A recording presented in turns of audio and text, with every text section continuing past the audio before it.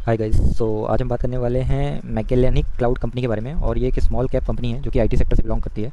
और इसके आप रिटर्न्स देखोगे तो इट्स वेरी अट्रैक्टिव। इसने 5 गुना पैसा आपका किया है 1 साल के अंदर। दैट मीन्स 1 लाख का अमाउंट हो तो वो 5 लाख किया, और 5 साल में आप देखोगे तो 1 लाख का अमाउंट 38 लाख किया है। So that's a huge return, और ऑल टाइम हाई तो इसका बहुत ही ज़्यादा है।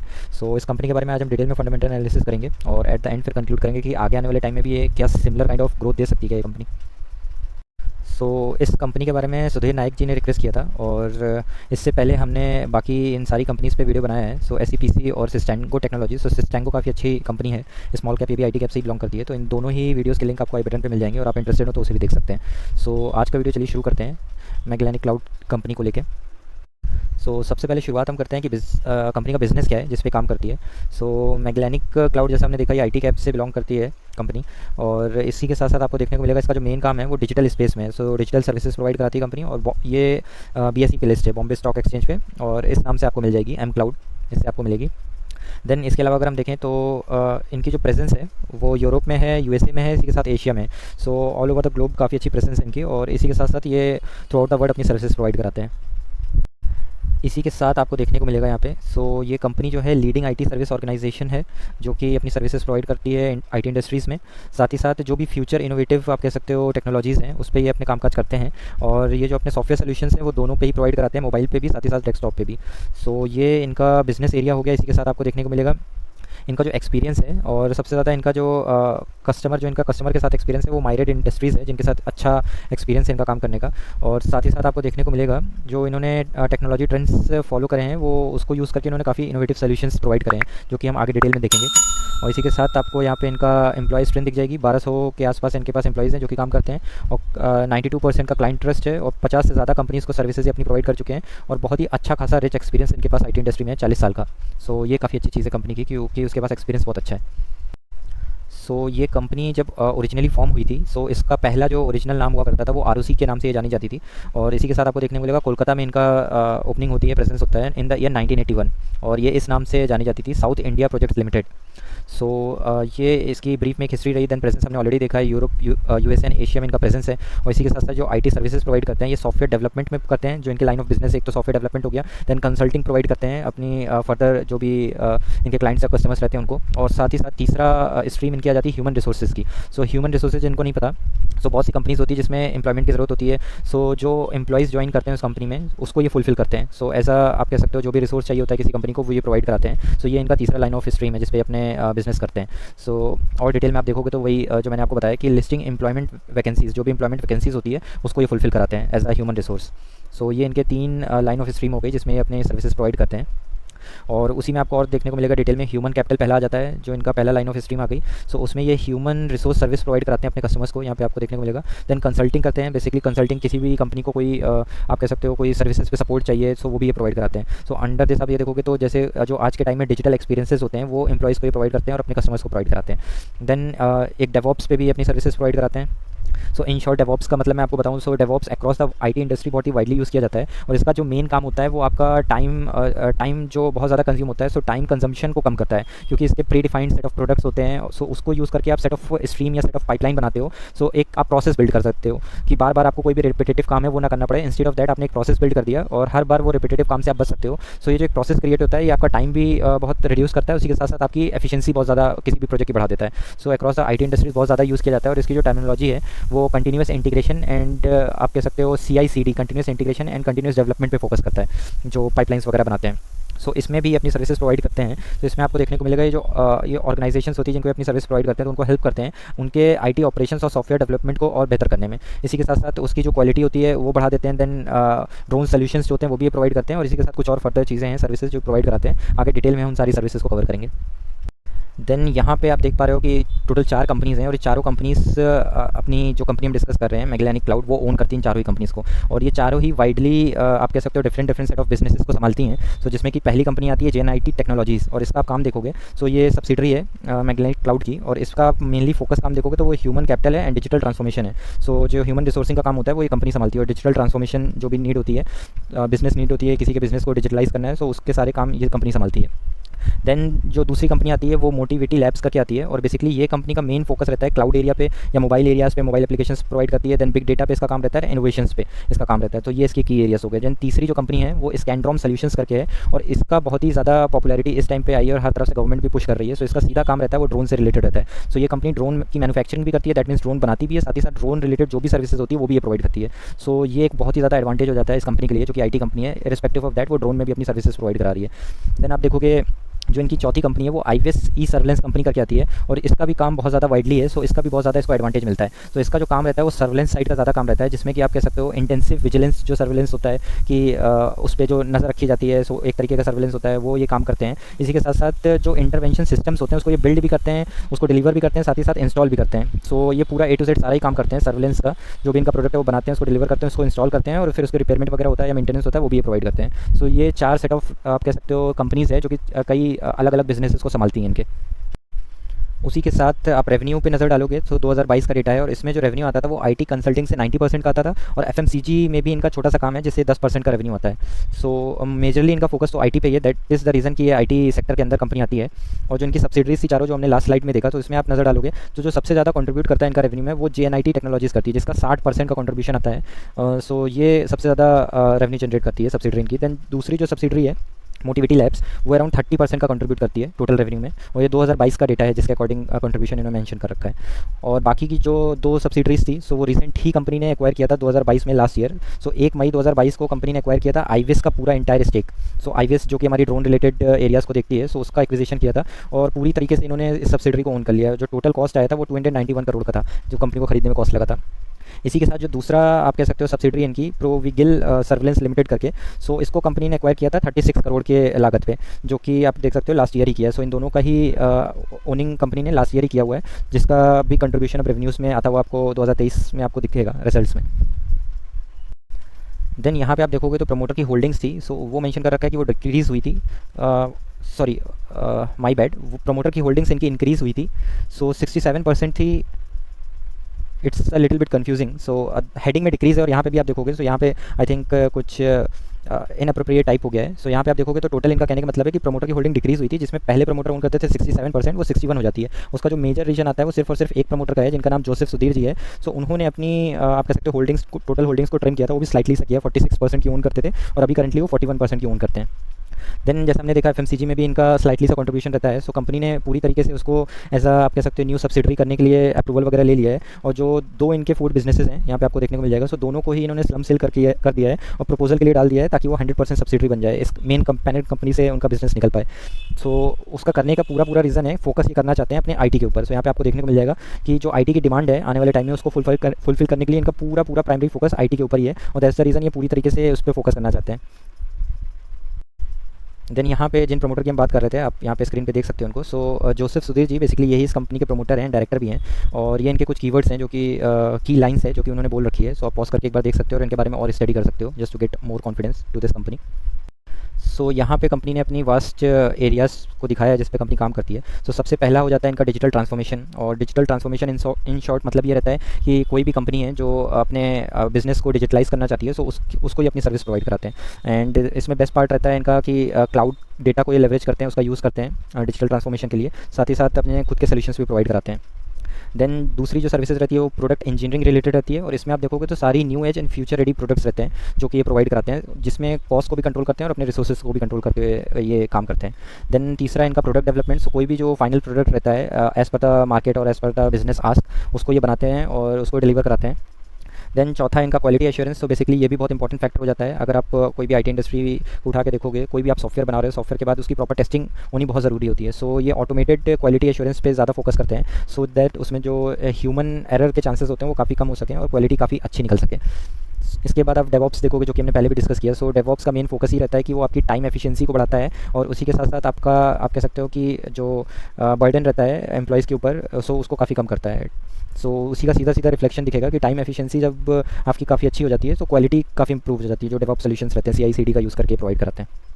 देन जो इनका अनदर स्ट्रीम है वो ड्रोन सॉल्यूशंस रहता है, और ये स्पेसिफिकली इनकी जो नई सब्सिडरी इन्होंने ओन करी है वही इस पूरे बिजनेस को संभालती है, जिसमें मैन्युफैक्चरिंग से लेकर उसकी ड्रोन सर्विसेज भी प्रोवाइड कराती है। देन यहाँ पे आप देखोगे तो डेटा एनालिटिक्स पे भी अपनी सर्विसेज प्रोवाइड कराते हैं। इन शॉर्ट डेटा एनालिटिक्स का मतलब होता है ह्यूज अमाउंट ऑफ डेटा होता है, जो कि रॉ डेटा भी हम कहते हैं, जो कि मीनिंगलेस रहता है, उसका कोई भी मतलब नहीं रहता है। बट जब उस ह्यूज अमाउंट ऑफ डेटा को, जो रॉ डेटा होता है, उसको ये एनालाइज करते हैं, एनालाइज करने के बाद उसका जो फाइनल आउटकम निकालते हैं वो काफ़ी फ्रूटफुल रहता है। और वो जो भी फर्दर कंपनीज़ को अपनी सर्विसेज प्रोवाइड कराते हैं, सो उनके बिजनेस के लिए काफ़ी अच्छा होता है, क्योंकि उनको एक आइडिया लग जाता है कि किस हिसाब से उनके पास कस्टमर बेस है और उनको क्या चीज़ें पसंद है। तो जो भी फाइनल आउटकम निकलता है डेटा एनालिटिक्स करके ही निकलता है, जो डेटा को एनालाइज करते हैं फिर उसका फाइनल आउटकम निकालते हैं। देन है multi cloud and DevOps automation. So जो भी ऑटोमेशन है CI/CD के थ्रू, जैसे कि मैंने बताया था आपको स्टार्टिंग में ही, सो एक प्रोसेस क्रिएट कर देते हैं, दैट मीन्स वो ऑटोमेट कर देते हैं उन चीज़ों को जिसमें ह्यूमन इंटरवेंशन कम रहता है। सो टाइम एफिशिएंसी भी बढ़ जाता है और ह्यूमन एरर के चांसेस भी वहाँ पे बहुत रिड्यूस हो जाते हैं। देन प्रोसेस ऑटोमेशन भी प्रोवाइड करते हैं, वही सेम चीज़ हो गई कि कोई प्रोसेस है उसको भी इन्होंने ऑटोमेट कर दिया, जिससे कि एफिशिएंसी बढ़ गई, एक्यूरेसी बढ़ गई। सो ये भी काफ़ी बेनिफिशियल रहता है IT इंडस्ट्री में। देन सिक्योरिटी एंड सर्विलेंस है, जो कि इनकी नई सब्सिडरी जो ओन करती है वो पूरा संभालती है। इंटरप्राइज सिक्योरिटी है, सिक्योरिटी पे भी ये काफ़ी ध्यान देते हैं, जिसमें कि आपके नेटवर्क्स हो गए, डेटा सेंटर हो गए, वेब सर्वर ऑप्शंस हो गए, ऑपरेशंस हो गए, सो उन सभी पे सिक्योरिटी भी अपनी प्रोवाइड कराते हैं। देन जो इनका मेन काम है ह्यूमन कैपिटल का, सो वो भी उसकी भी सर्विसेज प्रोवाइड कराते हैं, ह्यूमन रिसोर्सेज प्रोवाइड कराते हैं। देन यहाँ पे कंपनी के कुछ क्लाइंट्स मेंशन है जो कि आपको पता होने चाहिए, जस्ट एक ओवरव्यू है। IDS है इनका client, then health new England इनका एक क्लाइंट है, इसी के साथ आपको देखने को मिलेगा यहाँ पे कॉन्टिनेंटल इनका क्लाइंट है, देन फ्लुएंट एंड वेक्टर इनका क्लाइंट है, इसी के साथ आपको देखने को मिलेगा OCI जो कि फर्टिलाइजर से बिलोंग करती है कंपनी, वो भी इन्हीं का क्लाइंट है। फिर इंडस्ट्रीज़ वाइज में आप देखोगे कौन कौन सी इंडस्ट्रीज़ में अपनी सर्विसेज प्रोवाइड करते हैं। तो सबसे पहला जो आता है ह्यूमन कैपिटल होता है और डिजिटल टेक्नोलॉजीज़ होती है, जो कि इंडस्ट्रीज़ में अपनी सर्विसेज प्रोवाइड कराते हैं। उसके बाद ये अपने IT सॉल्यूशंस भी प्रोवाइड कराते हैं। सो IT सॉल्यूशंस में एंड टू एंड हर एक चीज़ हो गई, आपका जो भी सॉफ्टवेयर है वो हो गया, या आपका कोई IT रिलेटेड प्रोडक्ट है वो हो गया, या तो आपकी डेवऑप्स रिलेटेड कोई सर्विसेज है वो प्रोवाइड कराना, या सिक्योरिटी प्रोवाइड कराना, या फिर IoT इंटरनेट ऑफ थिंग्स हो गई वो प्रोवाइड कराना। सो वो सब कुछ IT सॉल्यूशंस में आ जाता है। देन ड्रोन सॉल्यूशंस, जैसे हमने देखा इनकी जो सब्सिडरी है वो काम करती है, मैन्युफैक्चरिंग से लेके ड्रोन रिलेटेड सारी सर्विसेज प्रोवाइड कराते हैं ये। देन सिक्योरिटी है, जो कि हमने सिक्योरिटी सेक्शन में देखा कि A to Z सारी सिक्योरिटी प्रोवाइड कराते हैं, whether it's network related security, या फिर आपकी कोई वेबसाइट रिलेटेड सिक्योरिटी है, सर्विलेंस रिलेटेड कोई सिक्योरिटी है, और या फिर सिक्योरिटी सॉल्यूशंस है, वो सब कुछ ये प्रोवाइड कराते हैं। और 24/7 का इनका सपोर्ट है जो कि प्रोवाइड कराते हैं। देन ह्यूमन कैपिटल ये प्रोवाइड कराते हैं, जो कि इनका वाइडली काम है। सो बेसिकली ह्यूमन कैपिटल में आपका ह्यूमन रिसोर्सेज आ सकते हैं, जो कि जितने भी प्रोफेशनल्स हैं एज़ पर जो मार्केट नीड वो ये प्रोवाइड कराते हैं कंपनीज़ को। देन यहाँ पे इनका लिंक्डइन प्रोफाइल है जो कि मैंने चेकआउट किया था। सो ये थोड़ा सा आप यहाँ से देख सकते हो कि बहुत ज़्यादा इनके फॉलोअर्स तो नहीं है। So that means through out the IT industry इतनी ज़्यादा रेपुटेशन नहीं है कंपनी को। अराउंड 2000 के आसपास इनके फॉलोअर्स हैं, और ये कंपनी का मेन कामकाज हैदराबाद तेलंगाना से ही होता हुआ दिखाई देता है। इसी के साथ आप देखोगे एम्प्लॉइज़ भी जो इसमें काम करते हैं। सो लिंक्डइन पे 3 ही एम्प्लॉइज़ मुझे दिखे जो कि इसमें काम करते हैं। आइडली तो इनके 1200 से ज़्यादा एम्प्लॉइज़ हैं, बट हो सकता है कि ज़्यादातर लिंक्डइन पे अवेलेबल ना हो, that might be the reason. But this is also risk factor कि इतना ज़्यादा डेटा अवेलेबल नहीं है लिंक्डइन पे, जो कि हमें इस कंपनी का पता चल सके। और सिमिलरली सेम ही चीज़ आपको देखने को मिलेगी ग्लासडोर में। सो ग्लासडोर, जिनको नहीं पता, ये IT रिलेटेड एक आप कह सकते हो वेबसाइट है, जिसमें जितनी भी IT रिलेटेड कंपनीज़ हैं उन सब के रिव्यूज़ पड़े होते हैं, और जो इस पर रिव्यू करता है वो उसी कंपनी के एम्प्लॉइज़ होते हैं। सो दैट मीन्स इनके बहुत ही कम एम्प्लॉइज़ ने रेटिंग करी है, अराउंड 4 वोट्स आए हैं। So it's a very small number. So इस वजह से इस पर ज़्यादा रिलाई नहीं कर सकते इनकी रेटिंग पे। बट ये भी एक फैक्टर है कि कंपनी इतनी ज़्यादा छोटी है, इस वजह से भी आप कह सकते हो कि इतने ज़्यादा लोग शायद इस कंपनी को नहीं जानते होंगे। देन अभी हम आ गए अपने फाइनेंशियल्स डेटा पे। सो इस पर एक बार नज़र डालते हैं। सो मार्केट का आप देखोगे तो 5250 के आसपास का आपको दिख रहा है। So that means is a small cap company and which tends to risky. So it's a very risky company, क्योंकि बहुत ही ज़्यादा स्मॉल कैप हमें पता है कितना वोलेटाइल होती है। सो उसका हमें ध्यान रखना है। और स्टॉक पी देखोगे तो काफ़ी ज़्यादा स्टॉक पी दिख रहा है इसका। ROCE एंड ROE आप देखोगे तो बहुत ही अच्छा दिख रहा है दोनों का, और दोनों ही 30% से ज़्यादा का है। डेप्थ टू इक्विटी रेशियो हम कह सकते हैं मैनेजेबल है, क्योंकि 1 से कम है। So that's okay. और इवन डेप्थ भी आप देखोगे तो 216 करोड़ रुपये का डेप्थ है इनके ऊपर। देन जो करंट प्राइस चल रहा है, और आप देख सकते हो यहाँ पे हाई एंड लोज जो हैं, सो अपने ऑलमोस्ट अपने ऑल टाइम हाई के आसपास ही काम कर रहा है। और इवन ये 1-2 दिन पुराना आप देख रहे हो स्लाइड यहाँ पे। सो करंट जो आज का प्राइस है वो मैं लिख देता हूँ, 554 का प्राइस ये चल रहा है। सो आप कह सकते हो ऑलमोस्ट अपने ऑल टाइम हाई के आसपास ही काम कर रहा है। सो अभी कोई अपॉर्चुनिटी तो दिख नहीं रही है इसमें, और फेस वैल्यू इसका 10 का नज़र आ रहा है यहाँ पे। देन इसके अलावा यहाँ पे आप सेल्स देखोगे, जो कि क्वार्टरली बेसिस पे अवेलेबल है हमारे पास। जून 2020 से डेटा है, और सेल्स पे अगर नज़र डालोगे क्वार्टरली तो 52 से 51 होती है, फिर 52 57। देन यहाँ पे आप देखोगे तो उसी दायरे में घूम रही है, मतलब 52 से 54, इतने टाइम बाद 65 66 हुआ, फिर 82। यहाँ पे बहुत अच्छा जंप आने लगा कंपनी का, और फिर यहाँ पे डाउनग्रेड ज़रा सी हुई है, और वापस बैक टू अपने पुराने 133 का लेवल था उसको पार किया इसने। सो क्वार्टरली इनकन्सिस्टेंसी दिख रही है, बट दैट इज़ ओके, मतलब क्वार्टरली बेसिस पे चलता है, सो इतना ज़्यादा इफेक्ट नहीं करता। But the main part about this company कि इनके जो ऑपरेटिंग प्रॉफिट मार्जिन आप देखोगे, तो वो कंपनी ने अभी कुछ टाइम से बहुत ही अच्छे तरीके से मेंटेन कर लिया है। इससे पहले आप देखोगे निगेटिव में भी गया था। सो माइट भी कंपनी के एक्विजिशन इतने ज़्यादा हुए थे, तो वहाँ पे भी पैसा लगा होगा, जिस वजह से ऑपरेटिंग प्रॉफिट मार्जिन इंपैक्ट होता है। सो वो रीजंस भी हो सकते हैं। हमने देखा मई 2021 के आसपास कि आप कह सकते हो कंपनी की सब्सिडरी इन्होंने ओन करी थी। सो उस रेंज में यहाँ पे थोड़ा सा प्रॉब्लम दिखी थी, बट अभी काफ़ी टाइम से बहुत ही अच्छे लेवल से ऑपरेटिंग प्रॉफिट मार्जिन कंपनी ने मेंटेन किया है। देन फाइनल प्रॉफिट पे अगर हम नज़र डालें कि प्रॉफिट कितना निकल के आता है, सो यहाँ पे आप देख सकते हो टैक्स वगैरह पे करने के बाद प्रॉफिट 2 से 3 करोड़ होता है, फिर यहाँ पे नेगेटिव में जाता है, फिर 4 करोड़ का यहाँ पे ब्रेक इवन पे रहता है, जीरो हुआ, फिर यहाँ पे काफ़ी अच्छा प्रॉफिट निकाला कंपनी ने, फिर 4, 2, 10, और फिर इस रेंज में आप देखोगे तो यहाँ पे थोड़ा अच्छा परफॉर्म किया है। सो कंसिस्टेंसी तो नहीं है क्वार्टरली बेसिस पे, ईयरली पे एक बार हम नज़र डालते हैं तो हमें और पिक्चर क्लियर होगी। सो मार्च 2017 से डेटा अवेलेबल है, 20 करोड़ का सेल्स होता है, वो 161 हो जाती है, फिर 204 हो जाती है, फिर यहाँ पे स्लाइटली से डिप आता है, देन वापस से 212 होती है, 253 होती है, 427 होती है, देन 476 है अभी तक की। So that means yearly basis पे तो बहुत ही अच्छे तरीके से सेल्स बढ़ती हुई नज़र आ रही है। Only this is the exception जहाँ पे सेल्स थोड़ी सी कम हुई थी, और वो कोविड के आसपास का टाइम था, सो वो हम समझ सकते हैं। इसके अलावा जो प्रॉफिट मार्जिन है वो यहाँ पे हम देखेंगे ईयरली बेसिस पे। सो 8 का 5 होता है, 5-6 सिंगल डिजिट में ही चलता है, और 2022 तक सिंगल डिजिट में ही था, 2023 से ये जाकर डबल डिजिट में हुआ है और बहुत ही ज़्यादा बड़ा हुआ है। 25 का हुआ, देन अभी 27 का चल रहा है। सो ये एक चीज़ नोट करके मैं चलने वाली है कि 2022 तक इसका सिंगल डिजिट में प्रॉफिट मार्जिन रहता था, और अभी जस्ट हमें डबल डिजिट में काफ़ी अच्छे लेवल पर दिख रहा है। सो इन फ्यूचर इतना मार्जिन कंपनी बना पाती है कि नहीं बना पाती है, वो एक देखने वाली बात होगी हमें। देन अगर हम इसका टोटल प्रॉफिट पे नज़र डालें, टैक्स वगैरह पे करने के बाद जो फाइनल प्रॉफिट रहता है, सो 1 से 4 करोड़, फिर 8 करोड़ यहाँ डबल हो जाता है एक ही साल में कंपनी का, और फिर 8 से 7 उसी रेंज में रहा, देन 2 का रहा। सो ये एरिया में उसी के आसपास घूमता रहा। उसके बाद बहुत ही तगड़ा प्रॉफिट निकाला, क्योंकि हमने देखा प्रॉफिट मार्जिन कितने अच्छे लेवल से मेंटेन किया था। सो ये उसी का सीधा सीधा इंपैक्ट आपको टोटल प्रॉफिट पे यहाँ पे आपको देखने को मिल रहा है। सो लास्ट 3 साल से हम देखेंगे तो बहुत ही वास्ट लेवल का प्रॉफिट कंपनी ने निकाल के दिया है। इसके पीछे आप कह सकते हो जो इनकी न्यूली ओन सब्सिडरीज है, एक ड्रोन की हो गई, देन दूसरी जो सर्वेलेंस की थी उसका भी कंट्रीब्यूशन सीधा सीधा हमें दिख रहा है यहाँ पे। देन 10 साल का डेटा तो है नहीं, बट 5 साल का अगर डेटा देखें तो सेल्स ग्रोथ जो है 22% के साथ है, 3 साल में 35% की, और टिल दिस टाइम 78% की दिखा रहा है। सो काफ़ी डिसेंट है। और प्रॉफिट ग्रोथ आप देखोगे तो 76%, और 3 साल और अभी तक की देखोगे तो वो तो बहुत ही ह्यूज है, बहुत ही अच्छा है। और CAGR देखोगे तो 5 साल से लेकर अभी तक 100% से ज़्यादा हर बार कंपनी ने दिया। पहले तो 100% था, 3 साल में उससे डबल दिया 200%, और एक साल में 461% का CAGR, unbelievable, this is way huge. और इक्विटी रिटर्न ऑन इक्विटी देखोगे तो वो भी बहुत ही अच्छा कंपनी का नज़र आ रहा है हमें। Then long term boring and short term boring यहाँ पे देखोगे। सो लॉन्ग टर्म बोरिंग में हमें अराउंड 146 करोड़ का आप कह सकते हो बोरिंग दिख रही है। सो ये एक पॉइंट है जो कि हमें नोट करके चलना चाहिए। और शॉर्ट टाइम पे तो फ्लक्चुएशन होता रहता है, सो ये इतना मैटर नहीं करता है, बट दैट्स ओके, क्योंकि हमारा जो डेप्ट इक्विटी रेशियो था वो 1 से कम ही था, सो मैनेजेबल है ये। देन कैश फ्लो पे हम जाएँ, सो यहाँ पे देखोगे इससे पहले कंपनी का काफ़ी अच्छा कैश फ्लो हुआ करता था 2022 में 53 का, बट अभी आप देखोगे तो वो नेगेटिव में चला गया। सो कंपनी का करंट लेवल पे कैश फ्लो बहुत ज़्यादा अच्छा नहीं दिख रहा है हमें। देन जो सबसे बड़ा इसमें रिस्क फैक्टर आता है, यहाँ पे मैं जितनी बार लिखूँ उतना कम है, जो सबसे ज़्यादा रिस्क फैक्टर है वो इसमें DIS एंड FIS का ना होना है। सो इसमें आप देखोगे ना तो इसमें फाइनेंशियल इंस्टीट्यूशंस है और ना ही इसमें डोमेस्टिक इंस्टीट्यूशंस है। सो दोनों सिर्फ और सिर्फ सारा खेल प्रमोटर और पब्लिक के बीच में दिखता है, but still the good thing about this company की एटलीस्ट इसमें प्रमोटर होल्डिंग्स काफ़ी डिसेंट है।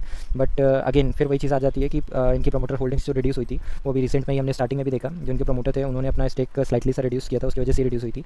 बट अभी भी इनकी प्रमोटर होल्डिंग्स जो है काफ़ी डिसेंट दिखाई दे रही है, 58% के आसपास की, और रिमेनिंग जो है वो पब्लिक ओन करते हैं इसमें। देन इसका अगर हम टेक्निकल्स देखें, सो इसका आप रिटर्न देखोगे, सो ये आज का ये, सो आज इवन मार्केट इतना ज़्यादा डाउन था, मार्केट में हर तरफ से प्रेशर था, उसके बावजूद इसमें तेज़ी दिखाई दी है। सो ये बताता है कि कंपनी में इस टाइम पूरी तरह से फोमो चल रहा है। सो काफ़ी अभी भी ये भागता ही जा रहा है। सो देखते हैं कब इसमें हमें मौके मिलते हैं। और इसमें आप 6 महीने का रिटर्न देखोगे, सो 162% का रिटर्न है। दैट मीन्स इन्वेस्टर्स का पैसा इसने ऑलमोस्ट आप कह सकते हो 2.5 गुना के आसपास कर दिया। सो 6 महीने में इतना, और आप एक साल में देखोगे तो बाप रे, एक साल में तो पूरा आप कह सकते हो इन्वेस्टर्स का पैसा 5 गुना किया है। दैट इज़ वे ह्यूज, एक साल में इतना ज़्यादा रिटर्न निकाल के देना। और इसी के साथ साथ आप देखोगे 5 साल में, तो 5 साल में इसने इन्वेस्टर्स को 38 गुना का रिटर्न निकाल के दिया है। और ऑल टाइम हाई से आप देखोगे तो पूरी कहानी चेंज हो जाती है। यहाँ पे आप देखोगे इतना इसने रिटर्न दिया कंपनी ने, 45,310% का रिटर्न, बाप रे बाप। तो आप समझ सकते हो कि किस लेवल का रिटर्न इसने कमा के दिया है। और अभी भी इसमें कहीं भी आपको कहीं रुकावट दिखी नहीं रही है, हर तरीके से भागता हुआ नज़र आ रहा है। सिर्फ ये एक टाइम फ्रेम था जहाँ पे थोड़ा सा साइडवेज चला था, और यहाँ पे तो खतरनाक 2023 के बाद जो भागा इसकी स्टार्टिंग में, जो एक साल में इसने रिटर्न दिया है। सो बहुत ही तरीके से इसमें फोमो चल रहा है, और फोमो होने का रीज़न भी है इसमें क्लियर। फोमो होने का पहला रीज़न तो ड्रोन रिलेटेड जो इसने सब्सिडरी ओन करी थी, उसी के साथ साथ सर्विलेंस रिलेटेड जो इसने सब्सिडरी ओन करी थी। सो ड्रोन जिस तरीके से भागा, गवर्नमेंट की तरफ से पुश मिला है, हर तरीके से पॉलिसी से सपोर्ट मिला है, सो वो पूरा एक फैक्टर होता है जिसकी वजह से इसमें कंट्रीब्यूट किया है इसने। सो ये एक फैक्टर मुझे समझ में आ रहा है इतना तेज़ भागने का। उसके अलावा अगर हम देखें इसके चार्ट पैटर्न, सो यहाँ पे आप देखोगे अपने ऑल टाइम हाई के आसपास ये काम कर रहा है, एकदम टॉप पे ही काम कर रहा है। सो समझदार इन्वेस्टर के लिए तो इस टाइम इसमें कोई मौका नहीं दिख रहा है। इवन आप RSI भी देखोगे तो 82 के आसपास काम कर रहा है, जो कि बहुत ही ज़्यादा ग्रीडी जोन में है।